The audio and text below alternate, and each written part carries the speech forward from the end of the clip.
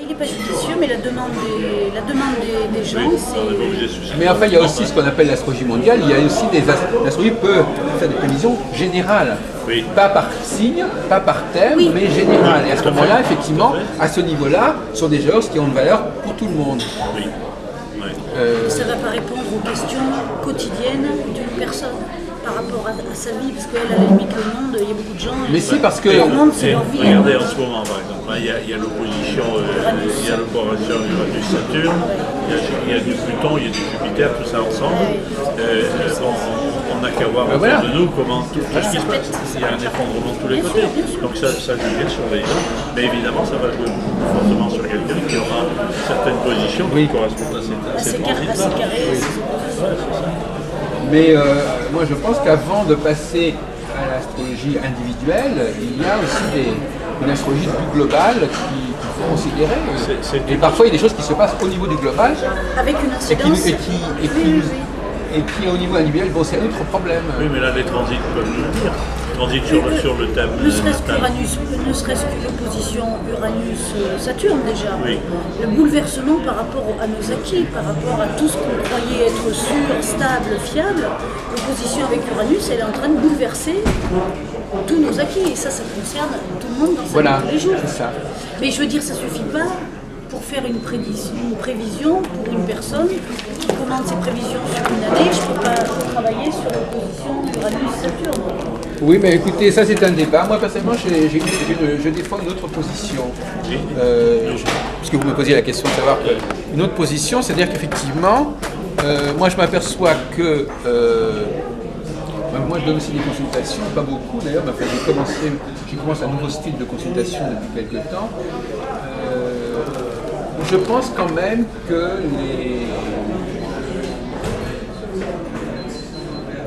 beaucoup de choses ne se produiraient pas dans le monde s'il n'y avait pas beaucoup de monde qui étaient concernés par ces choses-là. S'il n'y avait pas beaucoup de gens qui étaient marqués par certaines forces, ça n'aurait pas une incidence au niveau collectif. Voilà. Donc il y a quand même un vécu individuel qui souvent est à peu près le même chez les gens. Moi ce qui m'intéresse, justement en astrologie, c'est de faire apparaître la similitude des vécus individuels. Mais en ne passant pas ni par le thème natal, ni par le signe natal, mais en passant par les configurations globales. Ça me rappelle une boutade que m'avait dit un copain qui était rationaliste. Il me disait, écoute, tu veux que je te fasse des prédictions? Tu me donnes ta fiche de paye, comme ça je vois ton indice, je vois ce que tu gagnes, je vois si tu es marié, etc. Et puis je te fais une prédiction pour l'année qui vient. C'était pas con, l'idée. Parce qu'on est déjà déterminé par énormément de choses. Non, mais ça c'est autre chose. Mais moi je pense que l'astrologie doit... Non, c'est pas ce que je... Non, moi je pense que l'astrologie peut donner des références, mais des références qui sont valables pour un grand nombre de personnes. Par exemple, moi je vous donne un exemple, on parlait du divorce justement. Quand les gens se séparent, c'est d'une certaine manière parce qu'ils veulent tous les deux, ils en ont un peu assez tous les deux. C'est pas forcément unilatéral. Il y a des moments où finalement, quelque part, ils ont envie d'arrêter quelque chose. Si les gens étaient tous sur des longueurs d'onde différentes, ce serait la cacophonie totale. Donc il faut quand même quelque chose qui nous rapproche les uns des autres. Alors, on peut jouer l'astrologie de la différence, mais on peut jouer aussi l'astrologie de la convergence. Évidemment. Aujourd'hui, on parle beaucoup trop de la... Bon, bien que madame, effectivement, quand elle étudie le taureau, elle est dans la convergence. En tout cas, au niveau des gens qui sont du taureau. Elle n'est pas dans la convergence au niveau global. Les taureaux, chacun est dans son petit couloir. Bien sûr, oui. Or, moi, je suis pour sortir du couloir. Je suis pour dire, voilà, ce que je disais à madame tout à l'heure, que je lui disais que finalement, moi, je serais intéressé, parce qu'elle est très très bien placée au niveau de la presse, il serait intéressant de développer une autre astrologie en direction du public. Non, mais elle fait quelque chose de classique, La question, c'est si on peut renouveler. D'ailleurs, tout à l'heure, quand on s'est rencontré avec Angélique Rivel, elle me dit « Ah mais oui, moi je fais un peu du surplace depuis une quinzaine d'années. » Et c'est vrai que l'astrologie, l'astrologie qu'elle pratique, c'est une astrologie qui est très ancienne. L'astrologie des journaux, déjà dans les années 30, on en faisait. Donc, si vous voulez, ça fait bientôt 80 ans. Bon, puis ne parlons pas des révolutions solaires, etc. Donc, effectivement, est-ce que vous pensez, monsieur Chauffour, qu'il y a une possibilité de renouvellement de l'astrologie? de reformulation, de repositionnement de l'astrologie par rapport à la presse, par rapport au public, ou est-ce qu'on est toujours dans les mêmes règles du jeu Alors, par rapport à la presse et tout ça, je pense que, enfin, j'ai pas du tout envie de parler de ça. Comment dire, je souhaiterais même qu'il y ait plus d'astrologie dans la presse. Bon, d'accord. Ou en tout cas pas celle-là. Oh, celle-là. Oui, c'est ça, pas celle-là. Voilà. Alors, quel type d'astrologie pourrait intervenir dans la presse? Quel type d'astrologie non, parlez pas de quel type le public pourrait-il connaître, avoir à connaître? Mais le public, il peut rien connaître de l'astrologie s'il n'a pas un désir d'apprendre. L'ABC, un bagage. Un bagage. Ou alors on fait des prédictions de type, alors comment dire, non pas ciblées sur tel signe, par exemple, ce que vous faites, voyez, mais un peu ce que fait Jean-François Berry dans les... Il a un petit truc sur la lunaison. Hein. Mais c'est destiné à des gens qui font l'astrologie. Exactement, voilà. Oui, j'entends. Non, mais il a répondu effectivement. Il a dit qu'il n'imaginait pas qu'on puisse faire de l'astrologie. C'est à fin de compte, il faudrait que les gens. En fin de compte, si on ne connaît pas le thème natal, on ne peut pas. Voilà. C'est incontournable. Voilà. Il y a une astrologie mondiale, de toute façon, qui existe. Et là, qui ne repose pas sur les signes de chacun. Non. Mais on peut dire que dans telle période, voilà ce qui risque, mais c'est de l'astrologie mondiale. C'est ça, c'est ça que je veux dire. Seulement, il ne faut pas jargonner et il faut le dire en termes clairs, c'est-à-dire, je ne sais pas, en ce moment, la période que nous sommes en train de vivre, la période mondiale, éventuellement en France, donc ailleurs, parce qu'après tout ça peut peut-être aussi se déterminer, ça. C'est pas parce la localisation des événements. La localisation des événements, parce que pourquoi un tsunami en Thaïlande et pas en Floride, hein, par exemple. Oui, c'est une question qui peut se poser. Pourquoi les volcans d'ici ne se réveillent pas Mais moi je vous répondrais que au niveau effectivement météorologique, tout ça, de ce côté-là, ça se produit à tel endroit et pas à tel autre. Par contre, dans le domaine socio-économique politique, on s'aperçoit qu'il y a des problèmes qui souvent reviennent d'un pays à l'autre. Hein. C'est pas aussi cloisonné que la question du tsunami. Évidemment. N'empêche que le problème des subprimes, c'est en Amérique qu'il est né. Oui, il est né, mais on s'est aperçu après que beaucoup de pays avaient aussi des glissades et des dérives économiques. La France était déjà très mal placée à ce niveau-là, par exemple. Nous ne parlons pas d'autres pays. Bien sûr. Et si on veut parler d'un déclenchement d'événements, déclenchement d'événements, il doit y avoir, il y a les thèmes de chaque pays, il y a les thèmes des gouvernements, ça existe, ça. Donc il y a peut-être moyen de faire quelque chose à ce niveau-là. Non, mais c'est vrai que c'est une recherche possible, effectivement. Recherche possible. Oui, bon, on pourra revenir là-dessus. Mais globalement, il y a des... On va peut-être pas trop tarder, effectivement.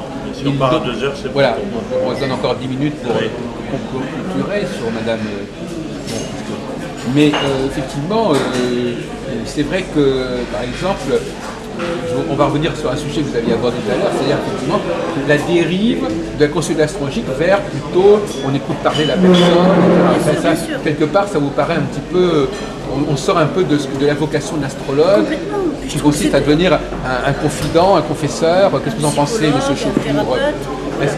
Est-ce que parfois, au fond, la partie astrologique n'est qu'un élément de la consultation Alors, ça c'est plutôt mon orientation, moi. Oui, tant qu'à faire, oui. D'ailleurs, vous avez un côté un peu clergyman, là, un peu... Avec l'astrologie, on peut dire énormément de choses sur quelqu'un. Oui. On peut lui montrer des choses qui sont déjà en place. On peut lui montrer que certains fonctionnements sont issus, on va dire, de certains aspects ou de son histoire personnelle. Ou on peut lui lire son histoire personnelle en fonction des aspects. Enfin, bon. Moi, je suis orienté psychologique. Mais malgré tout, il y a quand même le côté, il y a quand même parfois le client parle beaucoup, non? Par exemple, je ne sais pas, vous le laissez parler. C'est un dialogue. Oui, c'est ça. C'est un dialogue. Ah, vous êtes de la même sensibilité que M. Berry, plus ou moins? Oui. Oui. Donc c'est l'astrologie humaniste. L'astrologie humaniste. Alors pouvez-vous nous dire en quelques minutes, comme ça, parce que comme c'est une séquence qui va être différente de celle qu'on va faire après, qu'est-ce que c'est que la philosophie, la démarche de l'astrologie humaniste? Elle est centrée sur la personne et pas sur les événements. Mais au niveau de la consultation, qu'est-ce que ça veut dire? Quelle est la différence entre la consultation d'un astrologue humaniste et celle d'un astrologue traditionnel? Je ne sais pas ce que c'est qu'un astrologue traditionnel. Oui, parce que vous connaissez que celle-là. Voilà, je connais celle-là. Parce que Alors comment fonctionne le dialogue dans le travail de l'astrologue à ce niveau-là? Eh bien, on peut par exemple partir sur, voilà ce que le thème dit, le potentiel de la personne. Et premier niveau, potentiel, c'est-à-dire planète en signe. Et puis, est-ce que vous vivez tous ces éléments-là? Est-ce que vous le vivez? Qu'est-ce qui vous empêche de le vivre? Les aspects nous le disent, ou les aspects où la position en signe, une Saturne en rétrograde n'a pas le même fonctionnement qu'un Saturne direct, etc. Vous voyez, des choses comme ça. Vous confrontez un peu le thème avec ce que la personne a connu, a vécu du thème. Peut-être qu'elle n'a pas encore eu le temps de vivre tout le thème aussi. Exactement. Nous, on n'a pas eu le temps, ou alors il y a des blocages un peu partout, ce qui est évident pour tout le monde. Alors donc vous, justement, monsieur Legrand, là, il avait ce genre de conseils quand il formait des astrologues. Quels étaient les conseils qu'il leur donnait pour bien gérer la C'était un consultation? cours par correspondance, donc il est déjà plus difficile de donner des conseils par correspondance. On peut donner des... Oui, certains conseils, mais c'était pas de l'astrologie humaniste. C'est-à-dire qu'il ne s'agit pas de se demander comment la personne avait compris, intégré son thème à un moment donné. C'est pas la partie qu'il a le plus développée. Là. Donc plutôt c'était une prise de position du genre, du genre, vous avez ce potentiel-là, voici, si, il donnait des conseils dans le sens, voici comment l'exploiter. Parce que d'après ce que M. Chauffour, il dit, il faut envisager la possibilité que ça ne se soit pas produit. Tout à fait. Qu'il y ait eu un obstacle, un blocage. Ouais. Oui. Moi, il m'a formé surtout aux planètes rétrogrades, qui indique effectivement une énergie qui est freinée, bloquée, voire qui est presque inexistante. Mais vous ne tenez pas compte de facteurs extérieurs à l'astrologie, en fait. L'astrologie intègre également les blocages. Tout à fait. On les intègre. Parce que vous, ça peut être des facteurs c'est-à-dire conditionnement. Non, les facteurs extérieurs vont être confirmés par l'astrologie, ou l'astrologie va confirmer le vécu de la personne, un vécu dont elle n'aura pas compris le sens. Par exemple. Imaginons quelqu'un qui fait 3 divorces. Dans son thème, forcément ça apparaît. Ça apparaît, l'espèce de répétition. La répétition, oui. La répétition apparaît. Pourquoi ça apparaît? Parce que dans son thème, il y a une croyance qui est que elle ne peut pas vivre un engagement qui dure plus de temps. Vous voyez, cette option explique. Je lui dire, il y a un travail possible à faire pour voir pour quelles raisons vous êtes focalisé sur cette... Vous savez qu'il y a une grande... Là, je lisais le journal aujourd'hui, Le Figaro. Il y a ce qu'on appelle la psychologie narrative maintenant. Narrative. Voilà. La psychologie narrative, ça m'a fait penser à l'astrologie. La psychologie narrative, c'est on demande aux gens de regarder leur vie avec un autre regard que celui qu'ils ont habituellement. Alors j'ai dit, après tout, c'est un peu ce que fait l'astrologie. Elle propose une autre façon de se voir que celle qu'ils ont habituellement. Elle leur propose une autre orientation. Et actuellement, c'est très à la mode la psychologie narrative. C'est une façon de... Les gens ont besoin de se voir autrement. Quel est le positionnement intérieur, ou quel est le moyen pour changer de regard pour cette psychologie? Pour la psychologie narrative, finalement, l'important c'est de changer. Et de changer vers quelque chose de plus positif ou de moins traumatisant. D'accord, mais justement l'astrologie nous montre que les gens ne changent pas comme ça. Il faut du temps, du travail. Non, mais ils changent leur discours sur ce qu'ils ont vécu, sur leur représentation. Quel est l'élément qui leur permet de changer? Eh bien, par exemple, imaginons par exemple qu'un astrologue lui propose à un moment donné, ils disent voilà, ce qui vous est arrivé à telle époque, c'est à cause de telle chose qui s'est produite, et lui, il avait mis ça autre. Ce bon moment que vous m'avez passé, je ne voulais pas écouter, mais j'ai Eh bien, écoutez, on va vous mettre donc sur le truc, que vous nous avez interrompu. Vous êtes intéressé par l'astrologie? Oui. C'est l'intérêt de faire des trucs dans les cafés, c'est que parfois il y a des gens qui sont...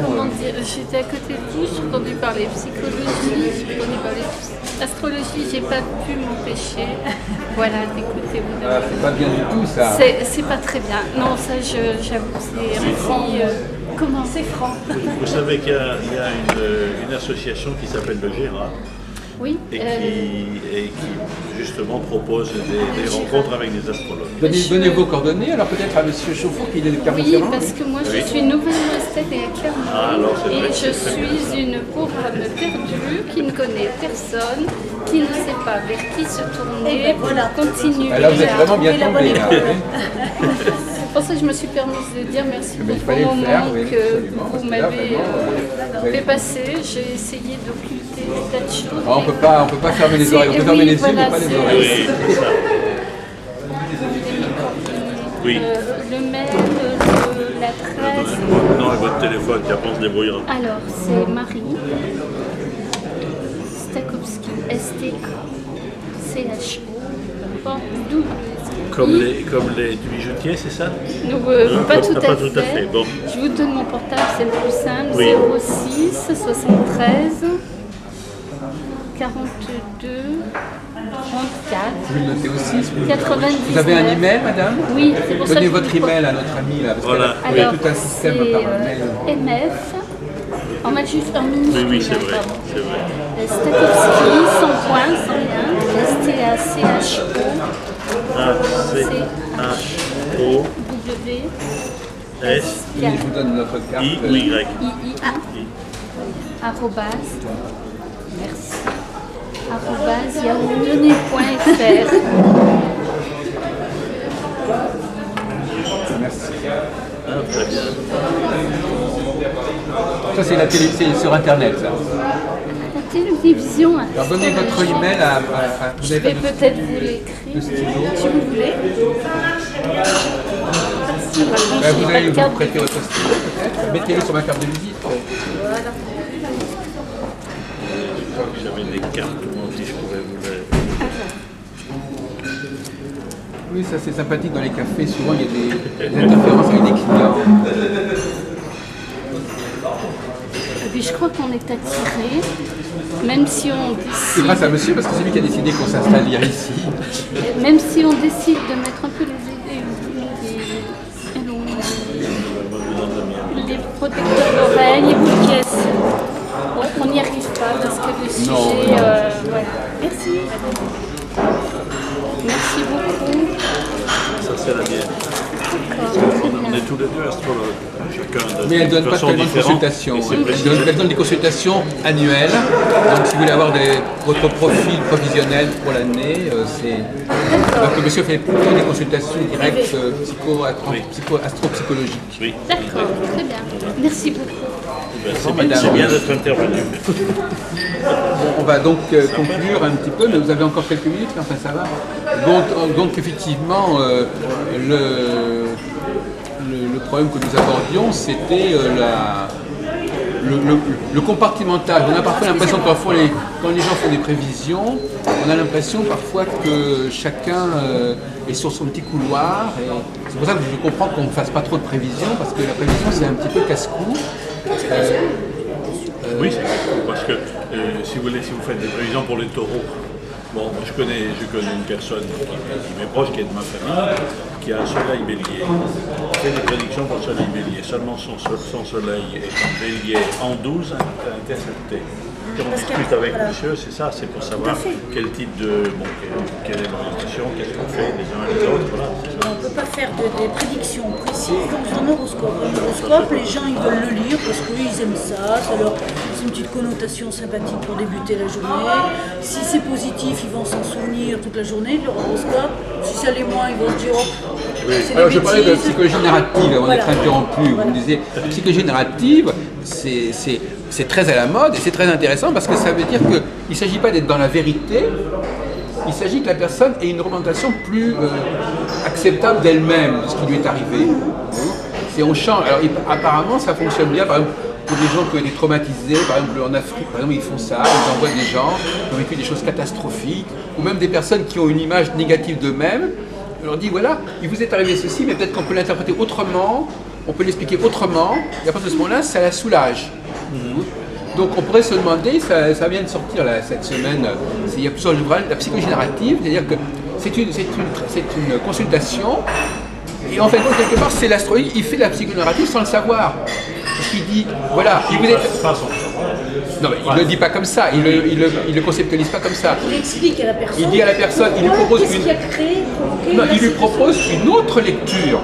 C'est pas qu'il lui explique. En lui disant Il qu'il lui n'est propose pas une autre, forcément parce qu'il ne la connaissait pas cette lecture. Il lui propose une autre lecture.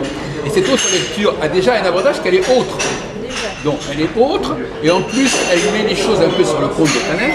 Oui, donc elle le Donc quelque part, elle le, oui, elle le déresponsabilise. C'est déculpabilise. oui. Donc J'aime mieux la formule. Oui, ou déresponsabilise, ça dépend de.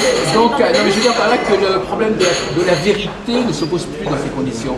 Il s'agit simplement d'aider la personne à se débarrasser d'une image pénible, traumatisme d'elle. Bon, on lui en propose une autre qui peut passer, qui a une raison d'être, qui va être greffée sur la même chose, des choses qui lui sont arrivées, mais avec une autre lecture, une explication, et ça lui fait du bien.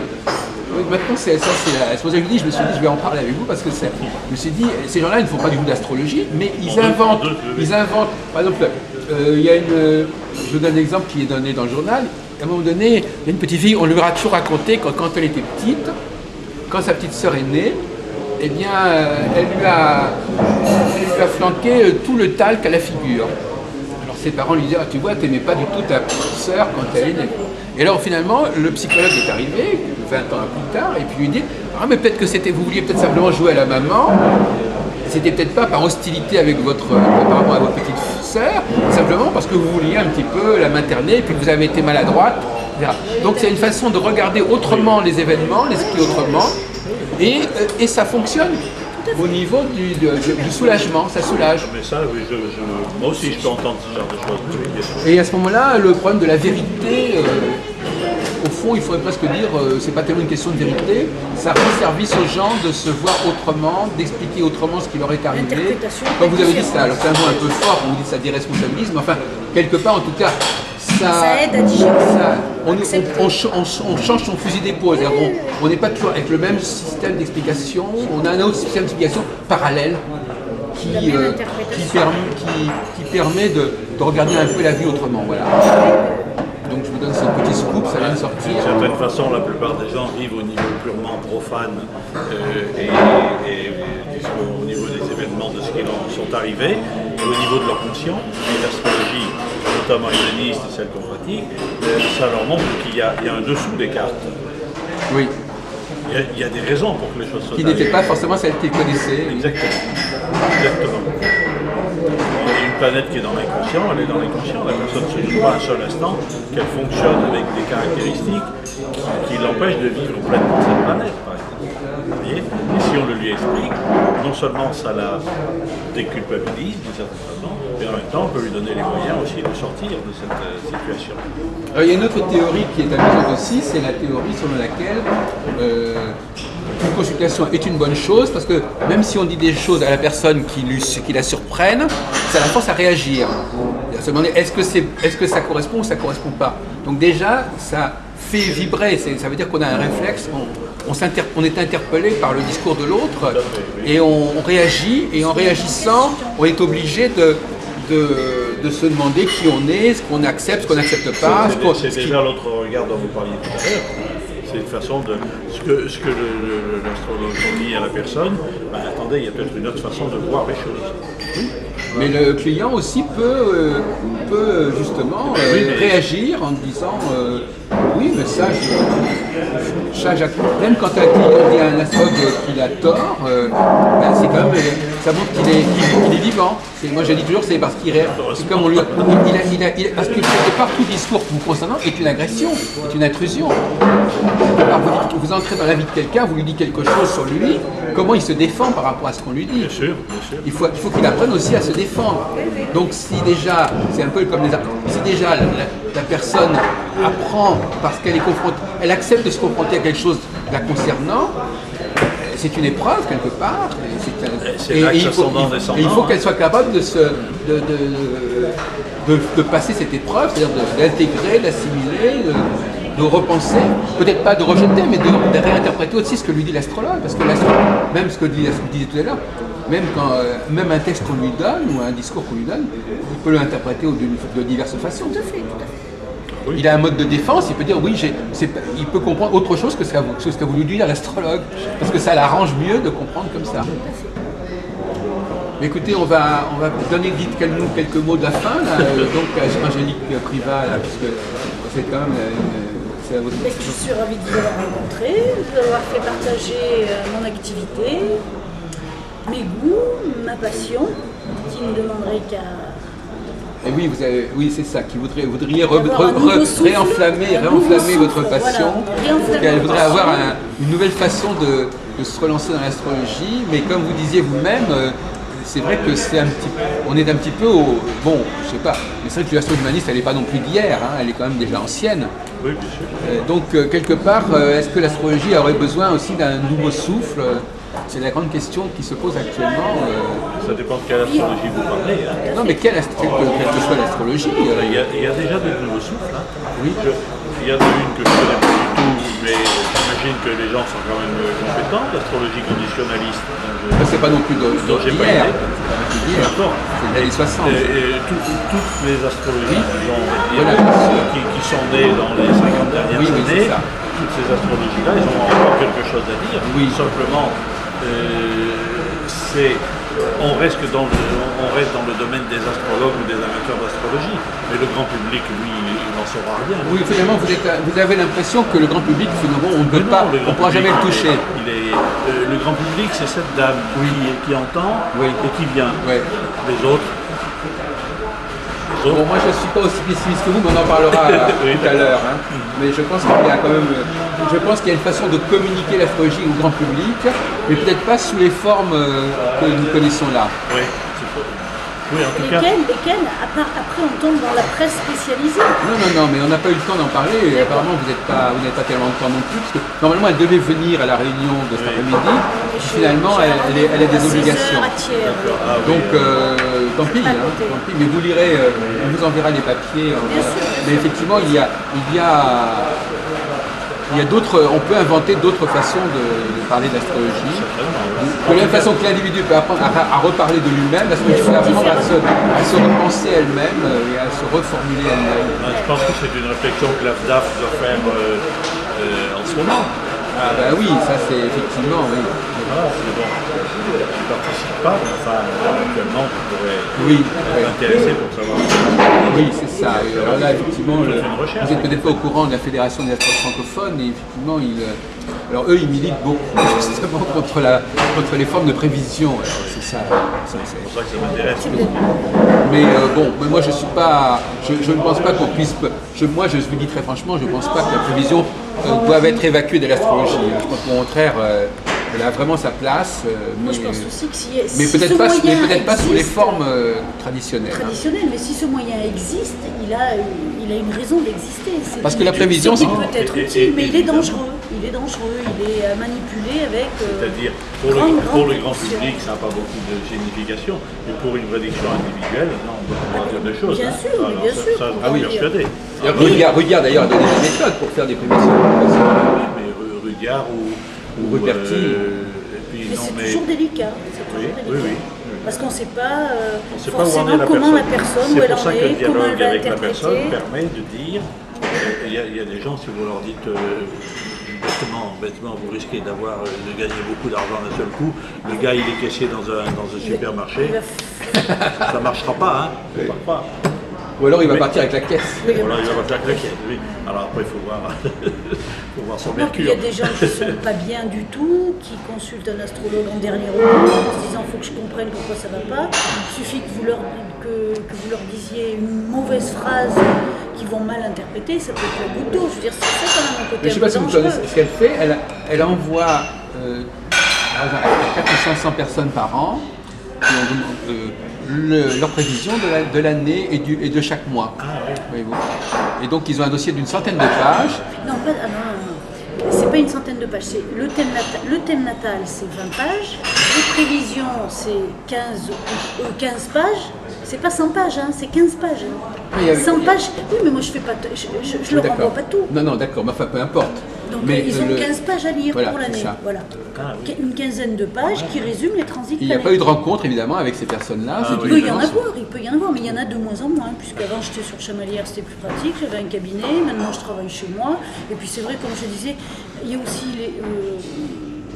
je suis poisson, donc je suis d'une certaine sensibilité, et toute la journée recevoir des gens qui viennent un petit peu... Vous comprenez un peu. Voilà, qui viennent un peu, parce que si tout va bien, on ne va pas voir un astrologue, hein, on est bien d'accord. Donc tous les jours, recevoir des gens qui m'expliquent un petit peu pourquoi ça ne va pas, qu'est-ce qui ne va pas, leurs problèmes. Moi, au bout d'un moment, je suis trop perméable. Donc je le sais, je me connais, donc c'est pour ça que j'ai pris des distances par rapport à la consultation de visu. Mais vous n'avez pas renoncé à l'astrologie pour autant. J'ai pas renoncé à l'astrologie pour autant. Et comme je dis à mes clients, si vous avez une question par rapport à ce que vous lisez, vous me téléphonez gracieusement, je vous éclaire sur la question, posée. Mais je ne veux pas recevoir, être contrainte de. Vous-même, ça vous aimez ce métier, en fin de compte. Oui. Mais j'ai la chance ou la malchance de ne pas recevoir beaucoup de gens. Je peux tenir le coup. Ça, parce que vous vous lancez. Je me lance, oui, c'est normal. Au début, c'est normal. Après, c'est du bouche à mais ce type de relation avec les gens, ça m'intéresse prodigieusement. Eh bien, écoutez, parfois, peut-être que vous pourriez travailler avec quelques astrologues qui pourraient faire qui pourraient vous... Je trouve que les astrologues, comme le disait monsieur, ils ne se mélangent pas entre eux. On dirait que chacun travaille un petit peu dans son petit coin. Pourquoi pas. Ça, c'est même au niveau national. Mais c'est au niveau national, bien sûr. Puis Moi, même ici, à Clermont, on s'est vu parce que vous êtes venu. Il y a même le groupe de Chevalières, de monsieur de Elquin. Oui, c'est ça. Catherine et Jean Elquin. Moi, je connais Philippe Pivot aussi, parce qu'il est un ami à moi. Parce que c'est un ami, parce qu'on est collègues aussi, on a été profs tous les deux, mais c'est tout, mais les autres je ne connais pas. Il y a aussi, comment s'appelle-t-elle, cette fille Oui, c'est vrai, quand on regarde sur internet, il y a une ou deux personnes. Oui, c'est ça, oui. Sandrine, comment s'appelle-t-elle? Oui, enfin. Je ne connais pas. Bon, en tout cas, grâce à, on va donc combler un vide parce qu'on ne connaissait pas bien, on n'avait jamais fait quelque chose dessus, donc il se passe quand même des choses à Clermont-Ferrand. C'est certain. Et il y a une histoire, il y a une vie depuis pas mal d'années. Oui. Avant le gérage a été formé par un homme qui est mort maintenant et qui était, alors je ne sais pas quelle était son obédience. Comment s'appelait-il? Il était poète, il s'appelait Michel Soré. Michel Soré, c'est bien de lui rendre hommage, oui. Voilà, et il nous a, Philippe et moi d'ailleurs, mais il y avait d'autres personnes, et on a commencé avec lui comme ça, et il avait une façon prodigieuse de faire vivre les symboles. Alors il était cafouilleux au possible pour l'organisation. Je vais penser un peu mais ça fait rien. Oui, non, mais il y a des personnages comme ça, comme Jean Carteret, il y a des grands poètes astrologues qui marquent les esprits, même si...